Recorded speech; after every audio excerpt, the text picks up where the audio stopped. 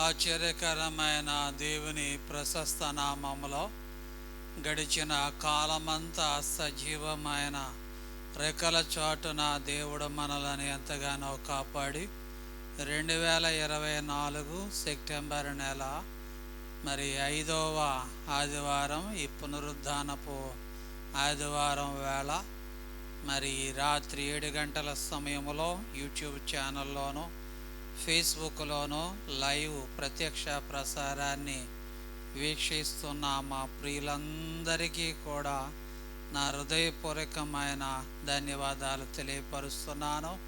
ప్రియమైన సహోదరులారా, మీరందరూ కూడా బాగున్నారా? మీరందరూ బాగున్నారని నేను ప్రేమతో నమ్ముతున్నాను. అలాగే మీరు చేసిన సహాయాన్ని బట్టి, మీరు చూపిస్తున్న ప్రోత్సాహాన్ని బట్టి, మీరు చేస్తున్న ప్రార్థనను బట్టి మేమందరం కూడా మా పరిచర్య మేము క్షేమంగా ఉన్నాము. అలాగే మీరందరూ క్షేమంగా ఉన్నారని నేను మా ప్రేమతో నమ్ముతున్నాను. రాత్రి వేళ లైవ్ కార్యక్రమం ప్రారంభిస్తున్నాము కనుక మీ కుటుంబ సభ్యులందరూ కూడా ఒకే స్థలంలో లైవ్కి సమీపాన ఉండాలని ప్రేమతో మనవి చేస్తున్నాను. కుటుంబాలుగా దేవుని దగ్గరికి మనం వచ్చినప్పుడు కుటుంబంగా దేవుడు మనలను ఆశీర్వదిస్తూ ఉంటాడు. గడిచిన కాలంలో మన పనుపాట్లలో, ప్రయాణాల్లో, అన్ని విషయాల్లో దేవుడు మనకు ఎంతగానో తోడుగా ఉండి సెప్టెంబర్ నెలలో 5 ఆదివారాలు ఉంటాయి. ఈ 5వ ఆదివారం పునరుద్ధానపు పరిశుద్ధ దినమున మనం అందరం ఈ పగటి వేళంతా కూడా దేవుని మందిరాల్లో ఆరాధనలో మనం అందరం పాలు పంపులు పొంది రాత్రి లైవ్ ప్రత్యక్ష ప్రసారములో పాలు పంపులు పొందడానికి దేవుడెంతో కృపా కనికరములను ప్రభు చూపించి ఉన్నాడు. సమయంలో మనం ప్రార్థన చేసుకుని ఈ లైవ్ ప్రత్యక్ష ప్రసారాన్ని మనం అందరం పాలు పంపులు పొందుకుందాం. ప్రార్థన చేసుకుని తర్వాత దేవుని వాక్యాన్ని శ్రద్ధగా భయభక్తులు కలిగి వాక్య భాగాన్ని మనము విందాం. ప్రార్థన చేసుకుందాం. అందరూ కూడా తలలు వంచుకొని కండ్లు మూసుకొని ప్రార్థన చేసుకుందాం. ప్రేమ కలిగిన దేవ, దయగల నాయన, గొప్ప దేవుడా, కృప కలిగిన దేవ, పరిశుద్ధుడు అయిన దేవానికి వందనాలు, స్తోత్రాలు చెల్లిస్తున్నాను. కనికరం కలిగిన దేవ నాయనానికి వందనాలు. గడిచిన కాలమంతా సజీవమైన రెక్కల చోటుని ఎంతగానో మమ్మల్ని అందరినీ మీరు కాపాడి రాత్రి లైవ్ ప్రత్యక్ష ప్రసారములో నాయన పగటి వేళంతా కూడా నీ మందిరావరణములో ఆరాధనలో పాలు పంపులు పొంది రాత్రి లైవ్ ప్రత్యక్ష ప్రసారములో పాలు పంపులు పొందడానికి ఎంతో కృప నాయన మీరు చూపించారు. కుటుంబాలుగా పాలు పంపులు పొంది దైవ దీవెనలు పొందాలని ప్రార్థన చేస్తున్నాను. ప్రభువా, ఎందరో బిడలు, బలహీనులైన బిడలు ఉన్నారు. వారి వ్యాధి బలహీనతలన్నిటినీ కూడా మీ హస్తముల చేత మీరు ముట్టి స్వస్థపరచండి. ఆరోగ్యాన్ని, బలము, శక్తిని దయచేయండి నాయన. గొప్ప కార్యాలు ప్రభువా మీరు జరిగించండి నాయన. రాత్రి వేళ ఎందరైతే నాయన యూట్యూబ్ ఛానల్లోనూ ఫేస్బుక్లో ప్రభువా ఈ లైవ్ ప్రత్యక్ష ప్రసారాన్ని వీక్షిస్తున్నారో అటు వారిని, అటు కుటుంబాలను మీరు దీవించి ఆశీర్వదించి బలపరచండి. మీ సాలేం మినిస్ట్రీ పరిచర్ని ఇంకను కూడా మీరు దీవించి ఆశీర్వదించి నడిపించండి.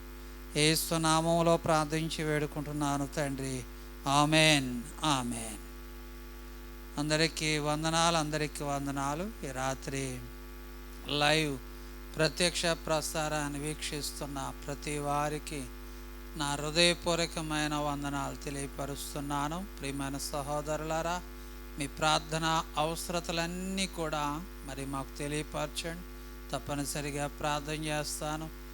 కార్యక్రమం చూస్తున్న మీరందరూ కూడా ఈ కార్యక్రమాన్ని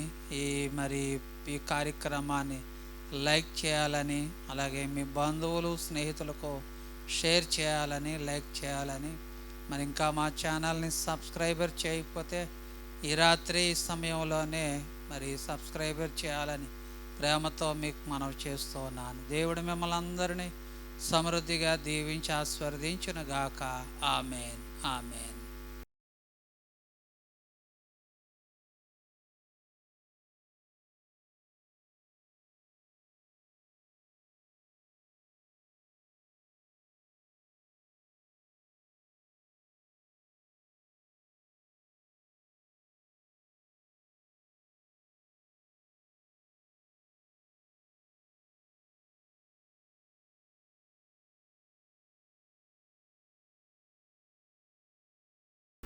ఆశ్చర్యకరమైన దేవుని ప్రశస్త నామములో మరి గడిచిన కాలమంతా సజీవమైన రెక్కల చాటున దేవుడు మనల్ని ఎంతగానో కాపాడి మరలా ఈ రాత్రి ఈ లైవ్ ప్రత్యక్ష ప్రసారములో మరి ప్రార్థనలో పాలు పంపులు పొందిన అనంతరం దేవుని వాక్యాన్ని మనం అందరం ధ్యానించడానికి మనం అందరం సిద్ధపడి ఉన్నాం. ఈ రాత్రి వేళ మన ప్రభు అయిన యేసుక్రీస్తు ఇట్టి భాగ్యాన్ని, ఇట్టి తరుణాన్ని దేవుడు మనకు అనుగ్రహించాడు. ఈ సమయంలో మరి దేవాది దేవునికి స్తోత్రాలు మనం చెల్లించిన తర్వాత వాక్యాన్ని విందాం. రెండు చేతులు పైకెత్తి దేవునికి స్తోత్రాలు చేద్దాం. హల్లెలూయా, హల్లెలూయా. పరిశుద్ధ గ్రంథము నుంచి మరి అపోస్తలుల కార్య గ్రంథము 17వ అధ్యాయం 21వ వచనములో ఉన్న దేవుని వాక్యాన్ని మనం చదువుకుందాం.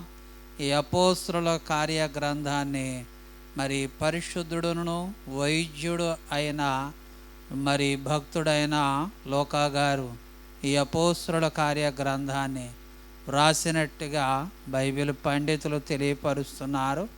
మరి దినాన ఆది అపోస్తలులైన వారు యేసు ప్రభు చనిపోయిన తర్వాత మన ఆది అపోస్తలులైన మరి శిష్యులు దేవుని యొక్క పరిచర్యను, క్రైస్తవ సంఘాన్ని ఏ రీతిగా ఏర్పాటు చేశారో, ఆది అపోస్తలులైన వారు ఎలా పరిచర్య చేశారో అనేకమైన గూఢమైన సంగతులు మరి అపోస్తలుల కార్య గ్రంథాల్లో మరి క్రైస్తవుల యొక్క చరిత్ర, సంఘ స్థాపన మరి ఇవన్నీ కూడా అపోస్తలుల కార్య గ్రంథాల్లో మనకి తేటగా కనబడుతూ ఉన్నాయి. ఈ అపోస్తలుల కార్య గ్రంథం ద్వారా ఈనాడు క్రైస్తవ లోకానికి, క్రైస్తవ జీవితానికి ఒక మాదిరికరమైన ఒక మంచి పుస్తకం అపోస్తలుల కార్య గ్రంథం. అపోస్తలుల కార్య గ్రంథం 17వ అధ్యాయం 21వ వచనములో ఉన్న దేవుని వాక్యాన్ని చదువుతున్నాను. ఏదెన్సు వారందరూ అక్కడ నివసించు పరదేశులను ఏదో ఒక కొత్త సంగతి చెప్పుట వందును, వినుట యందును మాత్రమే తమ కాలమును గడుపుచుండువారు అని పరిశుద్ధ గ్రంథములో అపోస్తలుల కార్య గ్రంథం 17వ అధ్యాయం 21వ వచనములో ఈ మాటలు కనబడుతున్నాయి.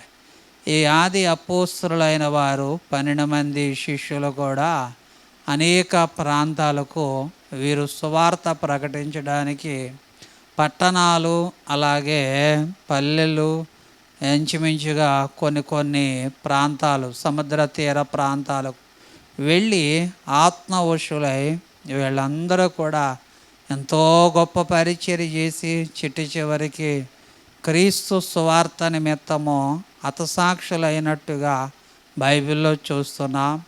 ఎంతో ఆత్మ ప్రేరేపింపబడి ఆత్మ పూర్ణులై మరణాన్ని కూడా లెక్క చేయకుండా దేవుని పరిచర్య చేస్తున్న మరి ఆది అపోస్తలులైన వారు పరిశుద్ధ గ్రంథములో మరి వీరు అనేక పట్టణ ప్రాంతాలకు వెళ్ళారు. కానీ ఒక ప్రాంతానికి వెళ్ళారు. ఆ ప్రాంతం ఏమిటంటే ఏదెన్సు పట్టణం. ఏదెన్సు వారందరూ కూడా ఆ పట్టణ ప్రాంతానికి వెళ్ళి వారు దేవుని యొక్క సువార్తను అక్కడ ప్రకటన చేస్తున్నారు. ఆ ఏదెన్సు పట్టణంలో వారు సువార్త ప్రకటన చేస్తున్నప్పుడు ఆ పట్టణ వాసులందరూ కూడా ఆది అపోస్తలులైన వారు నోట ఏదో ఒక కొత్త సంగతి చెప్పడము, ఏదో ఒక గొప్ప సంగతి చెప్తే వినుటకు వాళ్ళు ఎందుకంటే చాలా ఆసక్తి కలిగి ఉన్నట్టుగా బైబిల్లో చూస్తూ ఉన్నాం. కనుక ఆది అపోస్తులైన వారు ఎక్కడికి వెళ్ళినా వాళ్ళు ఏదో ఒక కొత్త సంగతిని వాళ్ళు చెప్పేవారు. ఆదిమ సంఘ విశ్వాసులు కూడా ఆ కొత్త సంగతులను వినేవారు. కనుక అలాగా వాళ్ళు తమ ఆత్మీయ జీవితాలను వాళ్ళు దినదినము కూడా రోజు రోజుకు కూడా వాళ్ళు విశ్వాసములో కొత్త సంగతుల ద్వారా వారు ఎంతో అభివృద్ధి చెందినట్టుగా బైబిల్లో చూస్తున్నాం. కనుక ఈనాడు క్రైస్తవ సంఘాలు అలాగే వాక్యాన్ని బోధించే దైవ సేవకులు కూడా కొత్త సంగతులను కొత్త విషయాలను సంఘానికి నేర్పాలి. కొత్త విషయాలు మనం చెప్పాలి. వినేవాళ్ళు కూడా కొత్త సంగతులను వినాలి. అప్పుడే ఆత్మీయ జీవితంలో మనం చాలా ఆత్మీయంగా బలపడడానికి అవకాశం ఉంటుంది. ఏదైనా వారందరూ కూడా అక్కడ నివసించు ఆ పట్టణ వాసులు, ఆ పట్టణంలో నివసించే పరదేశులందరూ కూడా ఏదో ఒక కొత్త సంగతును చెప్పుట యందును వినుట యందు మాత్రమే తమ కాలమునలాగా గడుపుచుండువారని వాక్య భాగంలో చెప్తున్నాడు. అపోస్తలుల పౌలు గారు ఎఫెసీయులకు రాసిన పత్రిక 5వ అధ్యాయము 16వ వచనములో ఉన్న వాక్యాన్ని చదువుతున్నాను. అజ్ఞానుల వలె కాక జ్ఞానుల వలె నడుచుకున్నట్లు జాగ్రత్తగా చూచుకొనుడి అని ఎఫెసీయులకు రాసిన పత్రిక 5వ అధ్యాయం 16వ వచనములో అపోస్తలుడైన పౌలు. ఎందుకంటే సమయాన్ని పోనివ్వకుండా ఏదో ఒక కొత్త సంగతులను దైవ సేవకుల ద్వారా దేవుని మందిరంలో దేవుని సంఘములో ఒక కొత్త నూతనమైన సంగతి నేర్చుకోవాలని అక్కడ పౌలు చెప్తూ ఉన్నట్టుగా బైబిల్లో చూస్తున్నాం. కొలస్సీలకు రాసిన పత్రిక 4వ అధ్యాయం 5వ వచనములో సమయమును పోనివ్వక సద్వినియోగం చేసుకొనుచు సంఘమునకు వెలుపట వారి ఎలల జ్ఞానము కలిగి నడుచుకొనుడి అని బైబిల్లో చెప్తున్నాడు. జ్ఞానం ఎలా వస్తుందంటే కొత్త సంగతులను వినడం ద్వారా ఈనాడు జ్ఞానము మనకి కలుగుతాయి. కనుక ఈ రోజున సమయాన్ని పోనివ్వక సమయాన్ని సద్వినియోగపరచుకొనుచు సంగమునకు వెలుపట్టి వారి ఎడల జ్ఞానము కలిగి మనం ఏం చేయాలంటే నడుచుకోవాలని బైబిల్లో చెప్తూ ఉన్నాడు. తెస్సలోనికి రాసిన 2వ పత్రిక 3వ అధ్యాయము 12వ వచనములో ఉన్న వాక్యాన్ని చదివినట్లయితే అక్కడ కూడా పౌలు గారు చక్కటి మాట చెబుతున్నాడు. అట్టివారు నెమ్మదిగా పని చేయొచ్చు, అట్టివారు నెమ్మదిగా పని చేయొచ్చు అని బైబిల్లో చెప్తూ ఉన్నాడు. దినాన దేవుని వాక్యాన్ని మనం గమనించినట్లయితే తెస్సలోనికి రాసిన 2వ పత్రిక 3వ అధ్యాయం 12వ వచనం, అట్టివారు నెమ్మదిగా పని చేయొచ్చు, సొంతముగా సంపాదించుకొనిన ఆహారము భుజింపవలనని మన ప్రభు అయిన యేసుక్రీస్తు పేరట వారిని ఆజ్ఞాపూర్వకముగా హెచ్చరించుచున్నామని వాక్య భాగంలో చెప్తున్నాడు.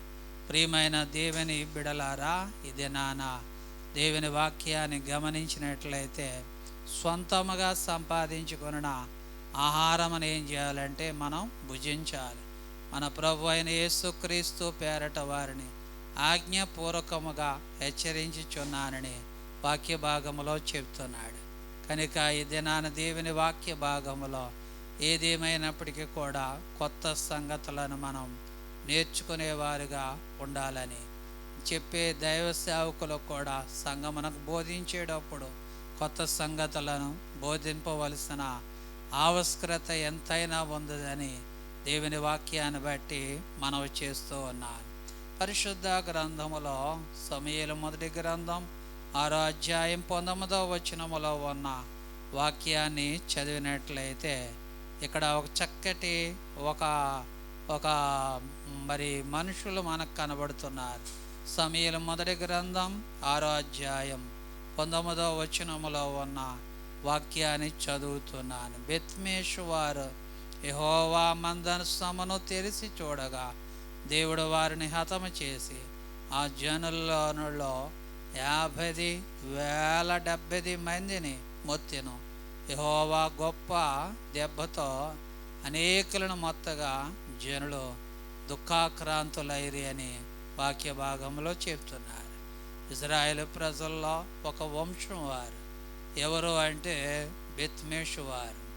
ఎందుకంటే వాళ్ళు యెహోవా మందస్సములో ఏమున్నది, మందస్సం వలన ఉపయోగం ఏమిటి అని చాలా ఆతృతగా వాళ్ళు బెత్మేషు వారు.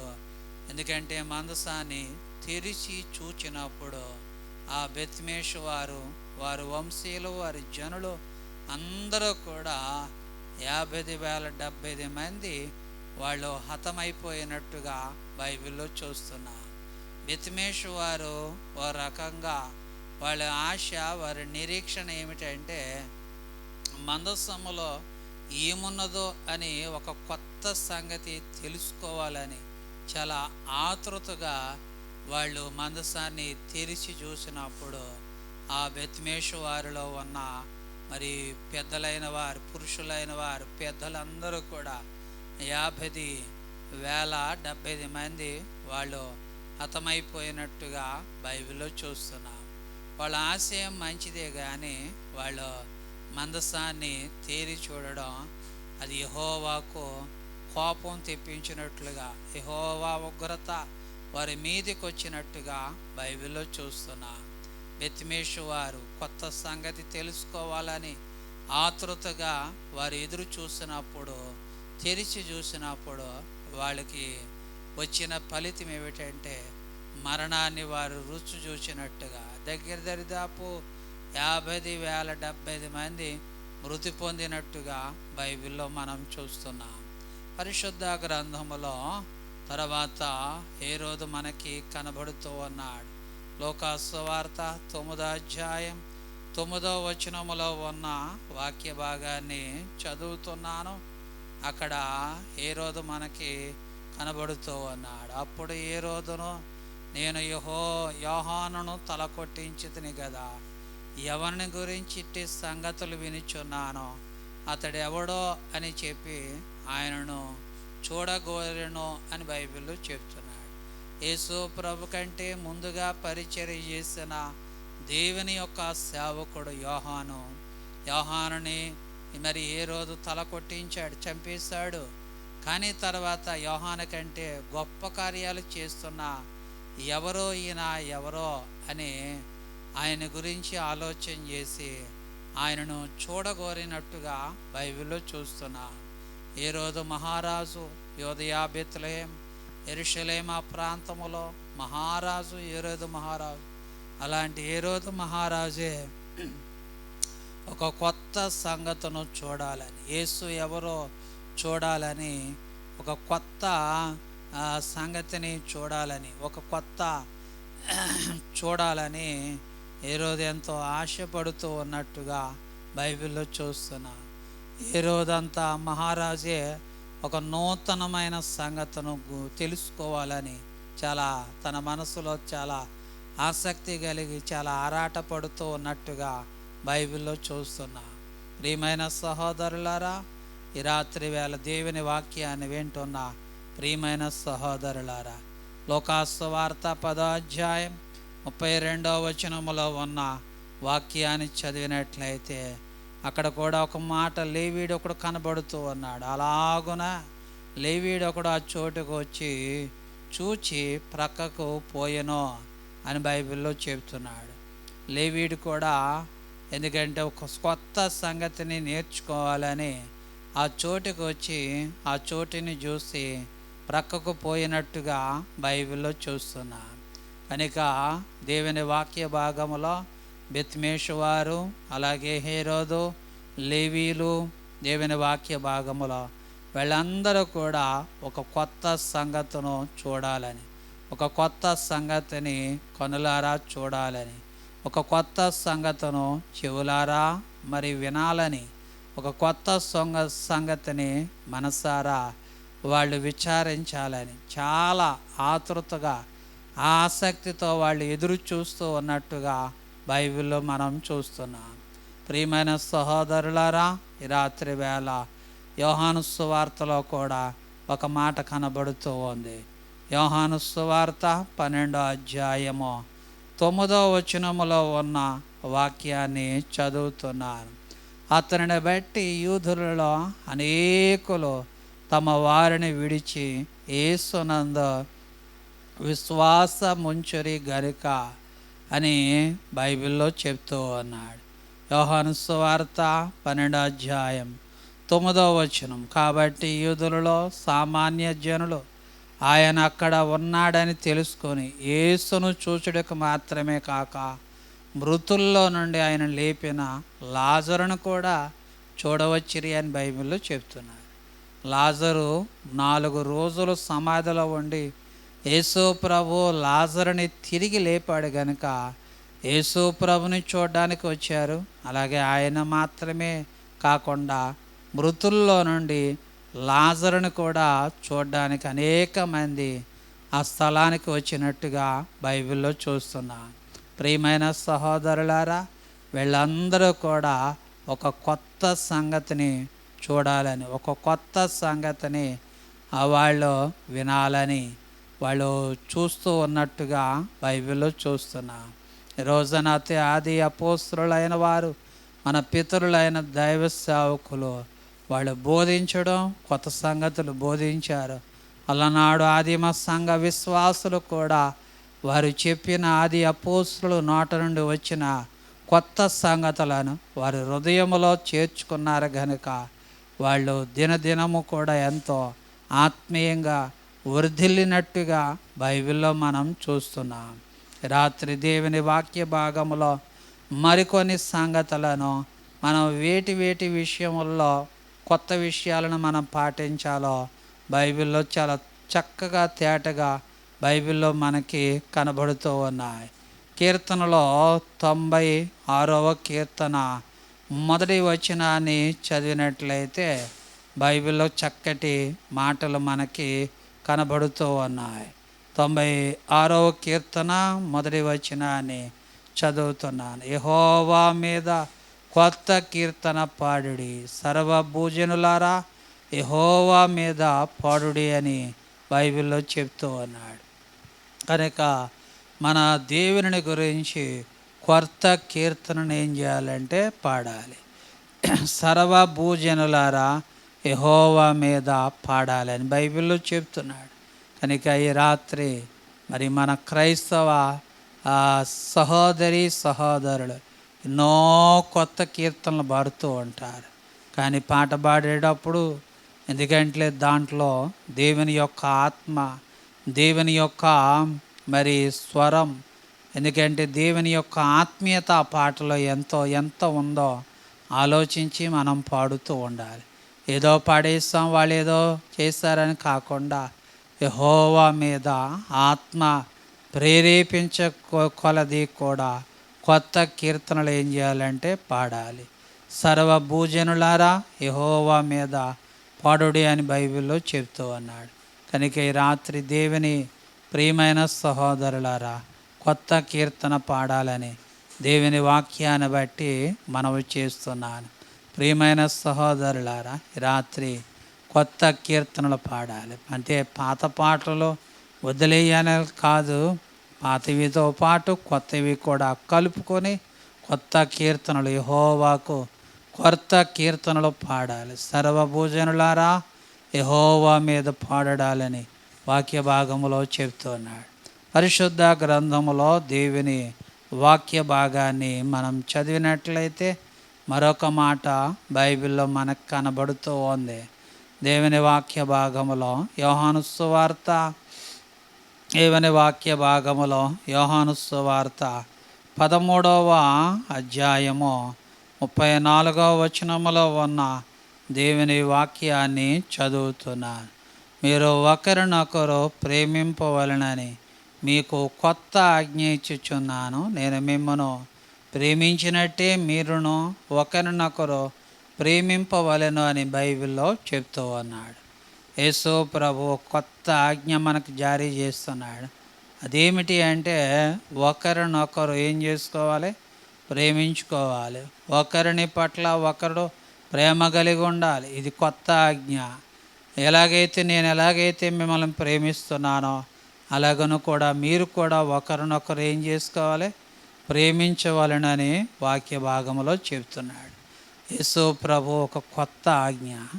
ఈరోజు కొత్త సంగతులు అంటే కొత్త యెహోవాని గురించి కొత్త పాటను పాడాలి. రెండవది కొత్త ఆజ్ఞను మనం నేర్చుకోవాలి. ఎన్ని సంవత్సరాలు బట్టి దేవుని మందిరములోకి వెళుతున్నావు, సంఘములో పాలు పంపులు పొందుతున్నావు.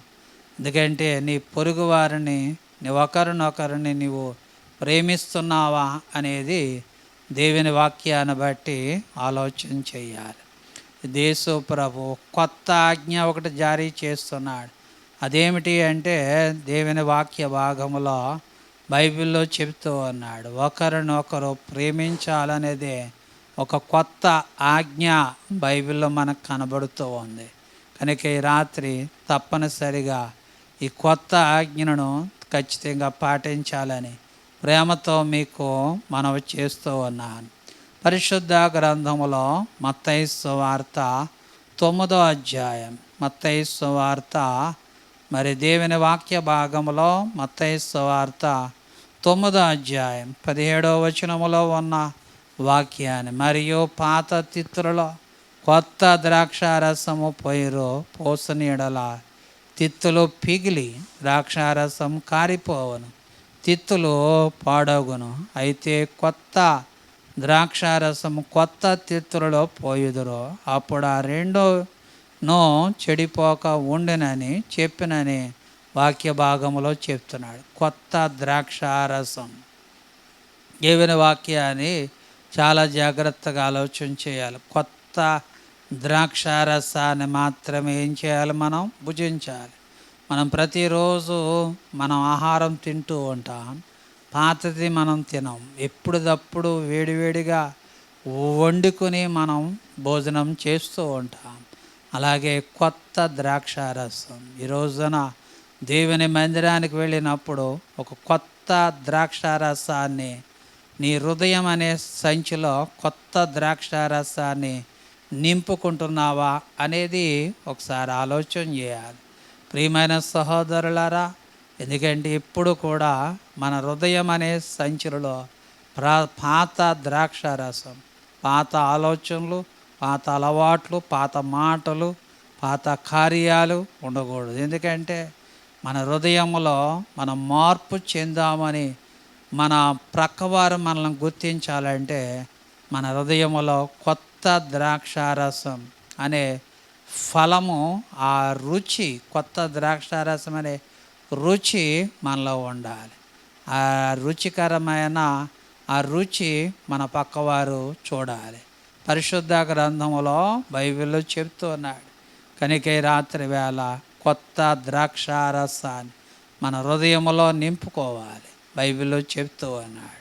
తర్వాత పరిశుద్ధ గ్రంథంలో కొత్త నిబంధన చేత దేవుడు మనలందరినీ ఆయన ఏం చేయబోతున్నాడంటే బలపరుస్తూ ఉన్నాడు. ఒక కొత్త నిబంధనకు మన నిబంధన దేవుడిస్తూ ఉన్నట్టుగా బైబిల్లో మనం చూస్తూ ఉన్నాం. హెబ్రీలకు రాసిన పత్రిక 12వ అధ్యాయం 24వ వచనం, కొత్త నిబంధనకు మధ్యవర్తి అయిన యేసునద్దకును హేబేలు కంటే మరీ శ్రేష్టము గల పలుకు ప్రోక్షణ రక్తమును మీరు వచ్చి ఉన్నారు అని పరిశుద్ధ గ్రంథములో హెబ్రీలకు రాసిన పత్రిక 12వ అధ్యాయం 24వ వచనములో కొత్త నిబంధన, యేసు ప్రభు మానవాళికిని దేవాది దేవునికి మధ్యవర్తిగా యేసు ప్రభు ఒక కొత్త నిబంధనగా మన మధ్యకు వచ్చినట్టుగా బైబిల్లో చూస్తున్నాం. అందుకే మోషే కాలములో పాపం చేసిన వాళ్ళు వెంటనే రాళ్లతో కొట్టి చంపేయాలని, వ్యభిచారం చేస్తున్న వారిని పట్టబడితే రాళ్లతో కొట్టి చంపేయాలని మోషే ధర్మశాస్త్రం. కానీ యేసు ప్రభు అదే వ్యభిచారం చేస్తున్న పట్టబడిన స్త్రీని యేసు ప్రభు దగ్గరికి వచ్చినప్పుడు కొత్త నిబంధన ద్వారా ఆయన ఆ స్త్రీని క్షమించినట్టుగా బైబిల్లో చూస్తున్నాం.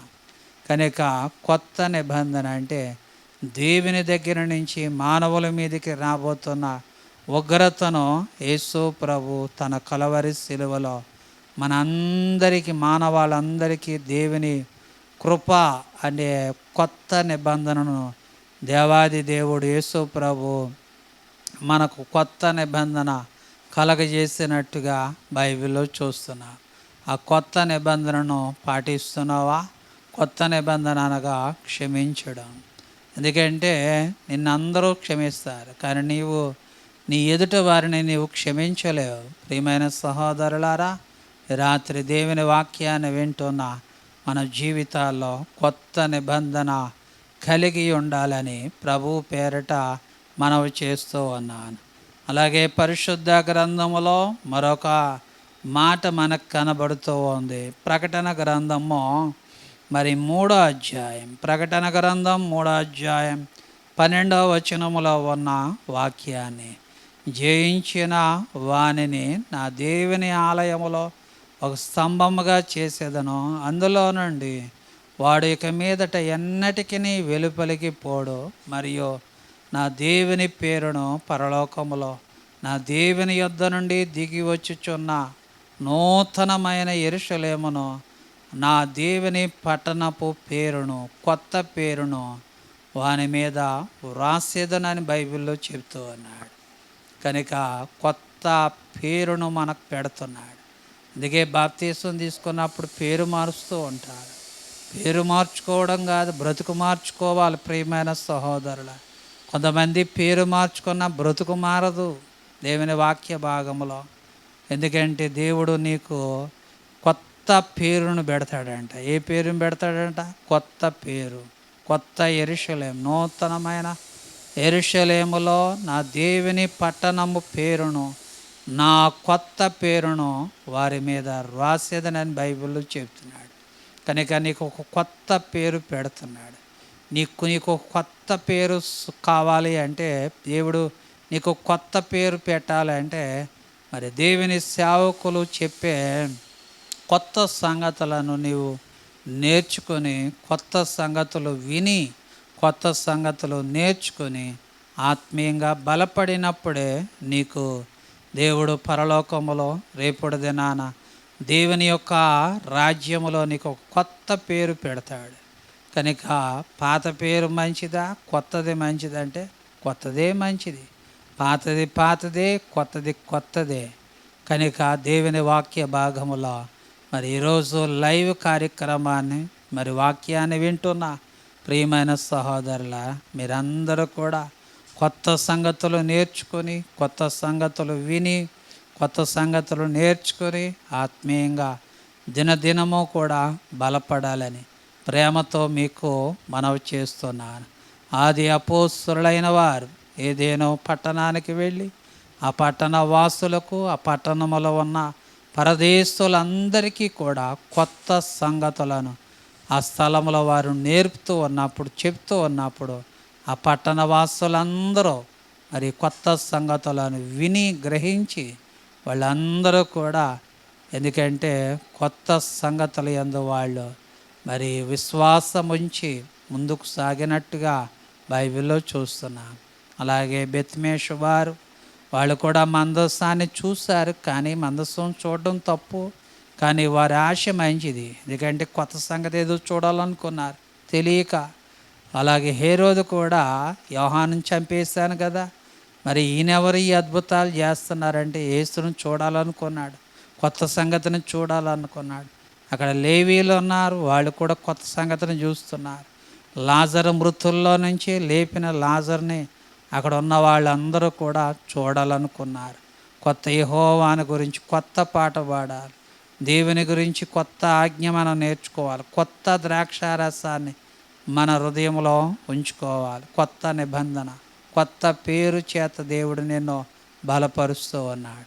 కనుక ఈ విషయాలన్నీ కూడా మీరు హృదయంలో మరి దేవుని వాక్యాన్ని ఆలోచించుకొని ముందుకు సాగాలని ప్రభువు పేరట మనవి చేస్తున్నారు. దేవుడు ఈ వాక్య భాగాన్ని మనందరి వెనుకడులో ప్రభువు దీవించి ఆశీర్వదించునుగాక. ఆమేన్. మన ప్రార్థన చేసుకుందాం. ప్రేమ కలిగిన దేవా, దయగల నాయన, గొప్ప దేవుడా, కృప కలిగిన దేవా, పరిశుద్ధుడు అయిన దేవా, నీకు వందనాలు, స్తోత్రాలు. దయ చూపించి బలపరచండి. బలమైన దేవానికి వందనాలు. ఈ రాత్రి వేళ మీ వాక్యాన్ని మేము ధ్యానించాం. నిజమే నాయన. ఆది అపోస్తులైన వారి ప్రభువా, ఆదిమ సంఘమునకు కొత్త సంగతులు వారు బోధించినప్పుడు నాయన వారి బోధలు, కొత్త సంగతులు వారు విని నేర్చుకున్నారు ప్రభువా. వారు ఆత్మీయంగా బలపడ్డారు ప్రభువా. ఈ రాత్రి మేము కొత్త సంగతులు నేర్చుకుని ప్రభువా, కొత్త అనుభవంలో కొత్త మంచి కార్యాలు పొందుకోవడానికి సహాయం చేయండి నాయన. రాత్రి బలహీనముగా ఉన్న బిడ్డలకు ఆరోగ్యం దయచేయండి. గొప్ప ఉన్నతమైన కార్యాలు మీరు జరిగించి నడిపించండి నాయన. ఈ రాత్రి బలహీనముగా ఉన్న బిడ్డలకు కూడా మంచి ఆరోగ్యాన్ని, బలము, శక్తిని దయచేసి నడిపించండి. యేసు నామములో ప్రార్థించి వేడుకుంటున్నాను తండ్రి. Amen, amen. అందరికీ వందనాలు, అందరికీ వందనాలు. దేవుడు మిమ్మల్ని అందరినీ కూడా సమృద్ధిగా దేవుడు దీవించి ఆశీర్వదించునుగాక. Amen, amen.